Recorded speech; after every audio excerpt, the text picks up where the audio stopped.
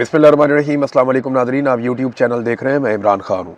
Nadreen, मैं travel कर रहा था, ये जगह अच्छी लगी मुझे, तो मैंने सोचा यहाँ बैठ के एक वीलॉग कर लेते हैं आपके साथ। लोकेशन भी आप देख लेंगे, यहाँ नज़ारे भी अच्छे हैं और जो ख़बरें हैं वो तो सारी मुकम्मल हो गई। सारा दिन की रुदात जो चीज़ें हैं वो मैं आपके साथ शेयर कर देता हूँ। सबसे पहले तो ये है कि आज़ाद कश्मीर में जो सूरत हाल है वो जूं की तूं है और वहाँ पे एक जमूत तारी है।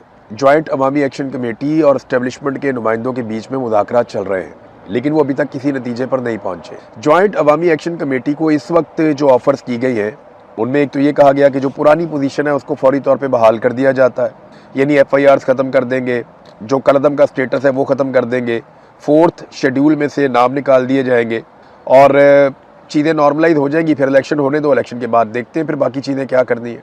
और क्योंकि आइनी तरमीम के बगैर ये हो नहीं सकता कि जो नशस्तें मुहाजिरीन वाली हैं उनको ख़त्म किया जा सके, लिहाजा आप इंतज़ार करें। पहले ये कहा गया कि जनाब 6 सीटें कर देते हैं, 4 सीटें कर देते हैं, फिर इस बात पे फटा पड़ गया कि जनाब इन सीटों को आप कम तो कर रहे हैं, लेकिन क्या इनके पास वो इख्तियार बाकी रहेगा कि ये वज़ीर आज़म के इंतखाब में वोट कर सकें। तो इस पर अभी बहस चल रही थी और अब मामला किसी और तरफ निकल गया, क्योंकि इलेक्शन बहुत करीब आ गया है। अब चंद दिन के बाद जो है वो इलेक्शन है, यानी 2 दिन के बाद इलेक्शन है आज़ाद कश्मीर में। जो पहला मरहला है वो होने वाला है इलेक्शन का। अब इसमें आज़ाद कश्मीर के लोग तो बिल्कुल ही इररेलेवेंट हैं। सिक्योरिटी फोर्सेस की बहुत बड़ी तादाद मीरपुर में पहुंचा दी गई है, क्योंकि मीरपुर डिवीज़न में पहला मरहला है इलेक्शन का और शदीद खौफ व हरास और दबाव का माहौल है जिसके अंदर ये इलेक्शन करवाने की कोशिश की जा रही है। जब से पाकिस्तान बना है या आज़ाद कश्मीर आज़ाद हुआ है भारत के कंट्रोल से, तब से लेकर अब तक कभी भी ऐसा नहीं हुआ कि इलेक्शन इस माहौल में आज़ाद कश्मीर में हो रहा हो। इस मरतबा वाकई बहुत खौफ व हरास है और वहाँ पे इलेक्शन करवाने की कोशिश की जा रही है। कुछ मुतालबात ऐसे हैं आज़ाद कश्मीर के लोगों के, चले ये 2 चीज़ें आप कबूल कर लें और उसके बाद बाकी चीज़ें बाद में करते हैं, लेकिन ब्रिगेडियर फाइक को और IG जो वहाँ पे लगाए गए हैं इन दोनों को हटाने का मुतालबा भी किया गया था कि जो सेक्टर कमांडर ब्रिगेडियर फाइक हैं जिन्होंने इन सारे ऑपरेशंस को लीड किया, उन्हें आज़ाद कश्मीर से हटाया जाए और साथ में कहा गया कि IG को भी हटा दिया जाए। तो इन 2 लोगों को वहाँ से नहीं हटाया गया, ये मुतालबा तस्लीम नहीं किया गया, जिसके बाद शकूक व शुबहात बढ़ जाते हैं कि अगर ये इलेक्शन करवाने में कामयाब हो जाते हैं और अपनी मर्जी की हुकूमत मुसल्लत कर देते हैं तो उसके बाद क्या होगा। अच्छा, ज्वाइंट अवामी एक्शन कमेटी को ये भी कहा जा रहा है कि आप लोगों को कहें कि वो निकल कर वोट डालें और आप अपने नुमाइंदे भी खड़े कर दें बेशक इलेक्शन में, क्योंकि एस्टेब्लिशमेंट को पूरा यकीन है कि अगर ज्वाइंट अवामी एक्शन कमेटी इलेक्शन में आ गई तो PTI भी आ जाएगी। और धांधली का तो पूरा बंदोबस्त किया गया है, फॉर्म 47 जारी करके PTI और ज्वाइंट अवामी एक्शन कमेटी को फारिग करेंगे और पीपल्स पार्टी और PMLN को एक मिली जुली सरकार वहाँ पे बनाकर दे देंगे दूसरी जमातों के साथ मिलाकर। इस्तेकाम पार्टी को भी जोड़ दिया गया है मुस्लिम कॉन्फ्रेंस के साथ ताकि वो ज़्यादा बेहतर परफॉर्म कर सकें, उनकी सीटें जस्टिफाई हो सकें। तो ये मिलिट्री एस्टेब्लिशमेंट का सारा खेल है जो वहाँ पे खेल रही है। आज़ाद कश्मीर के जो वकला हैं, आज़ाद कश्मीर बार कौंसल, उन्हें बड़ी देर के बाद होश आई है। यानी वकला तो ओवरऑल पाकिस्तान में वकला में करंटी ख़त्म हो गया। जुडिशरी की जो हालत है, जो पाकिस्तान की अदलिया के साथ हो चुका है, वही आज़ाद कश्मीर में भी अदलिया के साथ हो रहा है। वकला वहाँ पे भी उतनी जिम्मेदारी ले रहे हैं जितनी पाकिस्तान में ले रहे हैं। अब आज़ाद कश्मीर की जो बार कौंसल है वो अब खड़ी हो गई और वो ये कह रहे हैं जनाब कि बड़ी ज्यादती हुई है, इलेक्शन एक ही मरहले में होना चाहिए, ये 3-3 दफ़ा इलेक्शन करवा के अब ज्यादती कर रहे हैं। देखिए, पूरे पाकिस्तान में जो इलेक्शन है वो एक दिन में हो जाता है, लेकिन आज़ाद कश्मीर के इलेक्शन को 3 मराहिल में करवाने का मकसद क्या है? वजह यह है कि वहाँ पे निज़ाम कंट्रोल में नहीं है, अवाम कंट्रोल में नहीं है और इस इलेक्शन के नतीजे में वो नताइज हासिल करने हैं जो एस्टेब्लिशमेंट चाहती है, तो फिर उनको मरला वाइज करना पड़ेगा, एकदम वो कर नहीं पाएंगे। नाज़रीन, सबसे ज़्यादा जो मैं इंटरेस्टिंग चीज़ देख रहा हूँ वो बिलावल की स्टेटमेंट है। बिलावल स्टेटमेंट ऐसे देता है जैसे सारी ज़िंदगी हो गई इस खानदान को कभी आज़ाद कश्मीर में हुकूमत ही नहीं मिली। यानी लंबा अरसा हो गया बिलावल और उसकी जमात की आज़ाद कश्मीर में हुकूमत रही है। आज भी जो हुकूमत है आज़ाद कश्मीर में वो बिलावल की पोलिटिकल पार्टी पीपल्स पार्टी की है, लेकिन वो तकारीर ऐसे करते हैं जैसे कि उन्हें कभी यहाँ मौका ही नहीं मिला। हम ये दे देंगे, हम वो दे देंगे, हम ये कर देंगे, हम वो इनकलाब ले आएंगे। भाई, आपने कुछ करना होता तो गुज़िश्ता 40-50 साल से आप मुसल्लत हैं। आज़ाद कश्मीर में आप और मुस्लिम लीग नून लगातार हुकूमत करते चले आ रहे हैं, तो आज तक आप कुछ ना कुछ तो कर देते आज़ाद कश्मीर के लोगों का, क्योंकि आज तक आपने आज़ाद कश्मीर के लोगों के लिए कुछ नहीं किया तो लोग आप पे भरोसा क्यों करें? और लोग भरोसा कर भी नहीं रहे। मैं सीरियसली आपको बता रहा हूँ, अगर फ्री एंड फेयर इलेक्शन होते तो पीपल्स पार्टी 2-3 सीटों तक भी शायद बहुत मुश्किल से पहुंचती। इन हालात में ज्वाइंट अवामी एक्शन कमेटी और PTI अगर इलेक्शन लड़ते तो वो स्वीप कर जाते। PMLN के हालात तो बिल्कुल ही ख़राब है ना, वो तो पीपल्स पार्टी से भी गई गुजरी सूरत हाल में। उनका सारा इन्हिसार इस बात पे है कि जो पंजाब के अंदर जम्मू कश्मीर वाली सीटें रखी गई हैं मुहाजिरीन की, वो वहाँ से कुछ सीटें जीत के और कुछ आज़ाद कश्मीर में उनको मिलिट्री एस्टेब्लिशमेंट तरस खा के कुछ सीटें दे दे तो किसी और के साथ मिलकर वो कोई हुकूमत बनाने की पोजीशन में आ जाए। इसके अलावा उनकी हैसियत कुछ नहीं है। बहरहाल बिलावल साहब लगे हुए हैं जनाब कि मैं अब ये भी लेके दूंगा वो भी लेके दूंगा। आज़ाद कश्मीर में मुकाबला इस बात का नहीं है कि हुकूमत कौन बनाता है, वहाँ मुकाबला इस बात का है कि कठपुतली कौन बनता है। यानी वहाँ पे जो सेक्टर कमांडर हैं या एजेंसियाँ हैं उन्हें अपने लिए कठपुतली सरकार चाहिए। अब वो कठपुतली सरकार के ओहदे पे कौन आकर फायज होता है, कौन अच्छा परफॉर्म करता है, इसके लिए इसका मुकाबला चल रहा है पॉलिटिकल पार्टियों में जूते पॉलिश करने का। PMLN में, पीपल्स पार्टी में, IPP में और उनके साथ मुस्लिम कॉन्फ्रेंस में, ये सारे जूते पॉलिश कर रहे हैं। जो ज़्यादा चमकाएगा उसको ज़्यादा सीटें मिल जाएंगी। इस वक्त तक की सूरत हाल तो नादरीन ये है। PMLN के आप काम चेक करें, इन्होंने 10 इलेक्ट्रो बसें रवाना कर दी हैं आज़ाद कश्मीर के लिए। वो कहते हैं मरी पहुँच भी गई है। ये मुझे अच्छी तरह याद है, एक दिन ये सियालकोट वाला जो रोड है ना, इलेक्शन आने वाला था तो हमजा शहबाज ने कहा जी यहाँ पे फ़ौरन जो है बसें चलानी है, आज चलानी है, कल चलानी है, बस 1-2 दिन के अंदर चलानी है आपने। तब हमजा शहबाज के बाद इख्तियार था, तो यहाँ एक इलेक्शन होने जा रहा था। तो उन्होंने कहा जनाब कि अब कैसे बसें चला सकते हैं, खुदा का नाम लें, अब इस रोड के ऊपर ये रोड ही तैयार नहीं है इस बस के लिए, और ये इस बस का ये रूट ही नहीं बनता। उसने कहा भाई बस चला दो, 1 दिन के लिए इलेक्शन के लिए चला दो, इलेक्शन के अगले दिन बेशक बंद कर देना, लेकिन फिलहाल को 10 दिन 5 दिन चला दो इसको।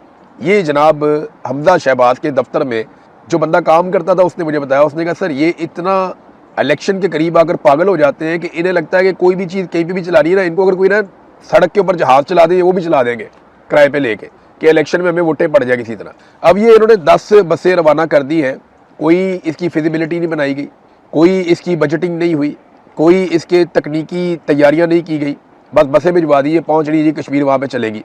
ये तो बादशाहत वाला निज़ाम है ना, किसने खरीदी, किसके लिए खरीदी, कहाँ से निकाली गई, कहाँ भिजवाई गई, किसकी मलकियत थी, कहाँ पे जाकर चलेंगी, वहाँ चलाने वाला कौन होगा, इसके ऑपरेटर्स कौन होंगे, इसके ड्राइवर जो है वो यहाँ पंजाब के हैं, आज़ाद कश्मीर के लोगों को ट्रेनिंग, ये तो लंबा प्रोसीजर होता है। ये तो बादशाह है, यहाँ से उठाई वहाँ पहुँचा दी। ये क्या तरीका है कि यहाँ से बसें उठाई वहाँ पहुँचा दी, और इलेक्शन कमीशन जो है वो इसका कोई नोटिस ही नहीं ले रहा। एक पॉलिटिकल पार्टी इस वक्त इलेक्शन लड़ रही है आज़ाद कश्मीर में, और वही पॉलिटिकल पार्टी बसें भिजवा रही है आज़ाद कश्मीर में कि जनाब ये बसें वहाँ पे चलाएं। तो ये तो वो सरकारी पैसे से, किसी के बाप का पैसा तो नहीं है। मरियम नवाज को रायवंड के अकाउंटों से निकाल के तो नहीं लाई ना ये हुसैन नवाज की बसें हैं, ना हसन नवाज की बसें हैं, ना नवाज शरीफ इनका मालिक है। तो नवाज शरीफ ने जाके ऐलान कर दिया, मरियम नवाज ने कहा ओके, वहाँ डांस करके दिखा दिया बाबा जी ने, उसके बाद इन्होंने कहा जनाब बसें जा रही हैं। यार ये तो अवाम की बसें हैं ना, तो अवाम के माल को ऐसे खर्च करते हैं ये बादशाह बन के अपने ज़ाती मफाद के लिए, कि कोई बादशाह भी शायद ऐसे अवाम का पैसा नहीं लुटाता होगा। इमरान खान साहब की बहन उस्मा खानम ने कुछ स्टेटमेंट दिया, वो बहुत इंपॉर्टेंट है। उनके पास मुकदमात एक के बाद होते जा रहे हैं बहनों के ऊपर। उनके ऊपर वो DG खान वाला मुकदमा था, तो उसकी वो सुनवाई थी, तो वहाँ पे उन्होंने बातचीत, उन्होंने कहा जी कि इमरान खान इस बात को जानते थे कि उन्हें कैद तन्हाई में डाल दिया जाए, उन्हें इस बात का अंदाज़ा था, इसलिए उन्होंने बहुत सारे अहकामात और पैगामात दिए थे। हमने वो तमाम पैगामात, चाहे वो एलानिया थे चाहे वो खुफिया थे, वो दोनों तरह के पैगामात हमने पार्टी तक और आवाम तक पहुंचा दिए। अब ये PTI पे मुनहसर है कि उन्होंने क्या करना है। जेल से किसी भी किस्म के पैगाम की इस वक्त ज़रूरत नहीं है। आपको जो भी इंस्ट्रक्शन चाहिए थी इमरान खान से, वो इमरान खान दे चुके हैं, लिहाजा उस पर अमल दरामद करने का वक्त है। ये इमरान खान की बहन ने कहा, और ये PTI पे मुनहसर है, और हम हर चीज़ बता भी चुके हैं। हमने तो ये भी दरख्वास्त भी की कि इमरान खान साहब का जो ट्विटर अकाउंट है वहाँ पर उनके पैगाम दोबारा चलाए जाएँ। जिस पे ये नहीं किया गया तो हमारी दरख्वास्त है पाकिस्तान तहरीक-ए-इंसाफ के कारकुनों से, उन्होंने कहा कि वो इमरान खान साहब के जो पुराने बयानात हैं जो उन्होंने दिए थे उस दौर में, वो निकाल कर चलाएं, ताकि पता चले कि इमरान खान ने कौन सी वाज़े इंस्ट्रक्शंस दी थी। बहरहाल तहरीक-ए-इंसाफ ने पेशावर में जलसा करने का फैसला किया, तो क्या इस जलसे के बाद वो एक तहरीक का आगाज़ कर पाएंगे? देखिए मार्जिन ही बहुत थोड़ा रह गया सुहेल अफरीदी के पास। सुहेल अफरीदी के पास बहुत बड़ा मौका था कि वो लाखों नौजवानों की एक तगड़ी तंजीम साजी करते, नौजवानों को इकट्ठा करते, गली गली मोहल्ले मोहल्ले वो भेजते अपने लोगों को, खुद भी वक्तन फ़वक्तन जाते, एक पूरी स्ट्रीट मूवमेंट का एक स्ट्रक्चर खड़ा करते। उन्हें पता होता कि मैं कब आवाज़ दूंगा तो किस शहर से कितने लोग निकलेंगे, किस शहर से कितने लोग निकलेंगे, कितनी बड़ी तादाद में लोग निकल कर बाहर आएंगे। उनको इस बात का आइडिया होना चाहिए था कि मैं 10 लाख, 15 लाख, 22 लाख, 25 लाख, कितने लोग मैं इकट्ठे कर सकता हूँ।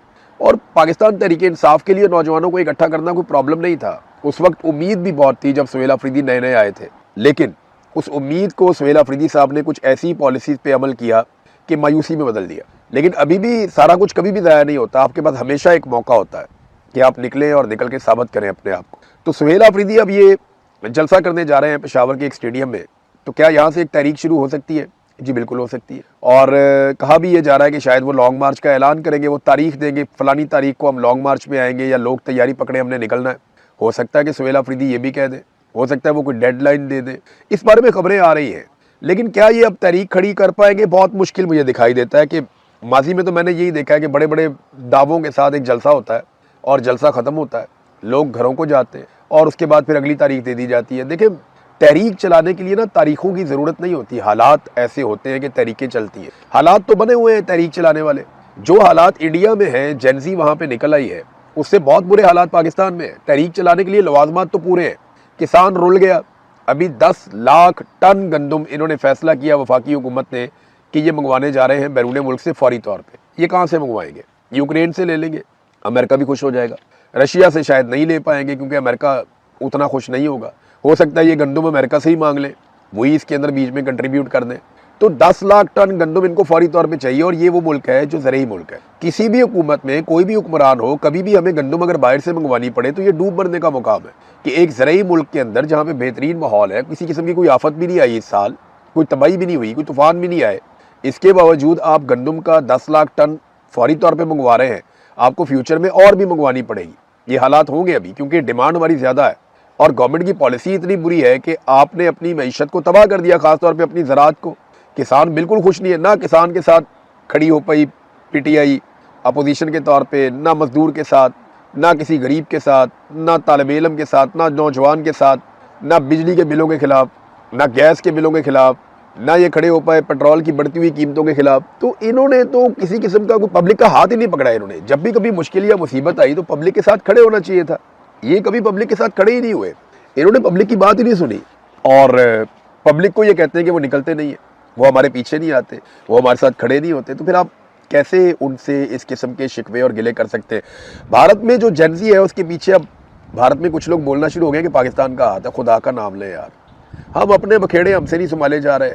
बलूचिस्तान हमारा जल रहा है, कबायली इलाकों में आग लगी हुई है, रोज़ाना हमारे ऊपर खुद कुछ धमाके हो रहे हैं, पैसे हम पूरी दुनिया से मांग रहे हैं। यूएई के पैसे हमने वापस करने थे, सऊदी अरब से उधार लेके वापस किए। अभी 10 अरब डॉलर हमने अमेरिका से मांगे। हम इन्वेस्टमेंट करेंगे भारत के अंदर और हम ये चलाएंगे भारत के अंदर तहरीक। सवाल ही पैदा नहीं होता भारत के अंदर हम तहरीक चलाएं।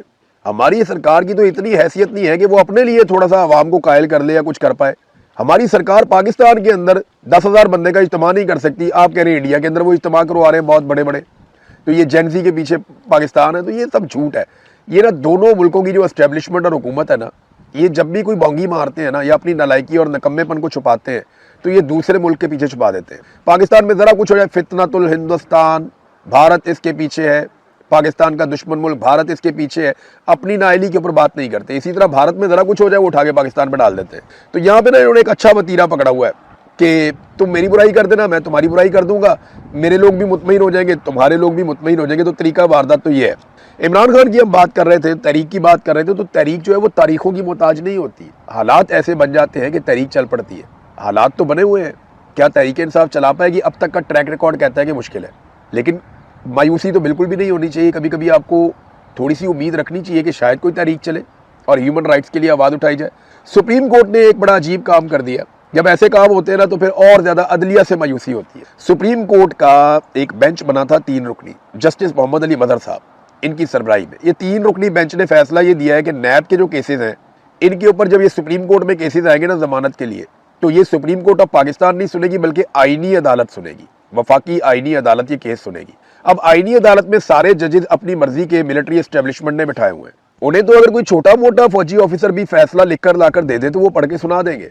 आईनी अदालत की औकात इतनी है और वो दिखाई भी देती है। जिस तरह उन्होंने मखसूस नशिस्तों का मामला किया, जिस तरह उन्होंने फौजी अदालतों का मामला किया कि सिविलियन को वो सजा दे सकती है, तो वो आईनी अदालत कुछ भी कर सकती है। अब ये फैसला जस्टिस मोहम्मद अली मदर साहब ने 3 रुकनी बेंच ने फैसला क्यों दिया? देखिए, ये फैसला इमरान खान से जान छुड़ाने के लिए कि इमरान खान का केस सुप्रीम कोर्ट में आए ही ना, क्योंकि अल्टीमेटली इमरान खान का case supreme court of Pakistan में आना था, लेकिन उसको आईनी अदालत में भेजा जाएगा। ये नैब के केसेस की अपीलें अब आईनी अदालत में जमानत के मामला जाएंगे। इस्लामाबाद हाई कोर्ट ने यह तय कर दिया है कि उन्होंने इमरान खान को और बुशरा बीबी को सजा देनी ही देनी। अब जो मर्जी कर ले उन्होंने सजा देनी ही देनी, क्योंकि अदलिया को कंप्रोमाइज किया गया है। बाहर से जजेस लाके इसीलिए बिठाए गए हैं ताकि जितना हो सके उनको सजा दी जा सके। उन्हें सजा दी जाएगी जब वो जमानत के लिए आएंगे सुप्रीम कोर्ट में, तो सुप्रीम कोर्ट कहेगी जी हमारा फैसला मौजूद है, ये मामला आप आईनी अदालत में ले जाएं। अब आईनी अदालत पाकिस्तान की मिलिट्री एस्टेब्लिशमेंट ने बनाई ही इसलिए है कि वो अपने काम करवा सके। तो वो आईनी अदालत इमरान खान और बुशरा बीबी को कभी भी जमानत नहीं देगी, बल्कि जो आसिम मुनीर साहब चाहेंगे वो मामला बिल्कुल वैसे ही कर देंगे, बिल्कुल वैसे कर देंगे। अब आप जो मर्जी कर लें, उल्टे लटक जाएं, सीधे लटक जाएं, आईनी तरामीम के बाद आपके पास कोई रास्ता नहीं है सिवाय इसके कि आप अवामी ताकत से इस टोले को इक्तदार के ऐवानों से निकाल के बाहर फेंक दें। इसके अलावा आपके पास कोई रास्ता नहीं। सिस्टम के अंदर इन्होंने इतने शिकंजे लगा दिए हैं कि अब सिस्टम के अंदर रहते हुए आप इन चीज़ों को ठीक नहीं कर सकते, या इन चीज़ों के ऊपर आप किसी भी किस्म की उम्मीद नहीं रख सकते कि जनाब अदालत से ये मिल जाएगा, पार्लिमान से ये मिल जाएगा, बतौर अपोजिशन हम ये हासिल कर, कुछ भी नहीं कर सकते। आपको अवामी ताकत के साथ खड़े होना पड़ेगा, आज हो जाए साल बाद हो जाए। नाज़रीन, सऊदी अरब वाली खबर मैं आपको बार बार देता रहता हूँ, उसमें एक डेवलपमेंट है वो मैं आपके सामने रख देता हूँ। वहाँ पे डॉक्टर साद अल फकीया हैं, ये सऊदी अरब के अपोजिशन लीडर के तौर पे इन्हें लिया जाता है। इन्होंने ना सऊदी अरब और अमेरिका का जो एटमी मुआहदा होने जा रहा है उसकी हकीकत बयान की है अपने एक स्टेटमेंट में। वो ये कहते हैं कि ये जो एटमी प्लांट लगाया जाएगा या मनसूबा लगाया जाएगा, ये सऊदी सरजमीन पे अमरीकी इसको तामीर करेंगे, अमरीकी ही इसको चलाएंगे, इसमें सऊदी अरब का कोई भी बंदा नहीं होगा। इसके अंदर क्या जाता है प्लांट के और इसके अंदर से बाहर क्या आता है, इसका मुकम्मल कंट्रोल अमरीकियों के पास होगा। लेकिन 113 अरब सऊदी रियाल इसके ऊपर जो लागत आएगी वो सऊदी अरब देगा। सऊदिया का इसमें वाहिद किरदार सिर्फ इतना ही है जितना कि अमरीकी अड्डे सऊदी अरब में है, जैसे वो होंगे वैसे ही ये प्लांट भी यहाँ पे होगा। तो इसमें हमारा कोई ऐसा सऊदी अरब का किरदार नहीं है, उन्होंने ये कहा। ये स्टेटमेंट नाजरीन उस वक्त सामने आया जब डोनाल्ड ट्रंप की जानिब से ये लगातार दबाव डाला जा रहा है कि इस एटमी मुआहदे के लिए सऊदी अरब को इसराइल को तस्लीम कर देना। इस पर हम नजर रखेंगे। अब तक के लिए इतना ही। अपना ख्याल रखिएगा, अपने चैनल का भी। अल्लाह हाफ़िज़।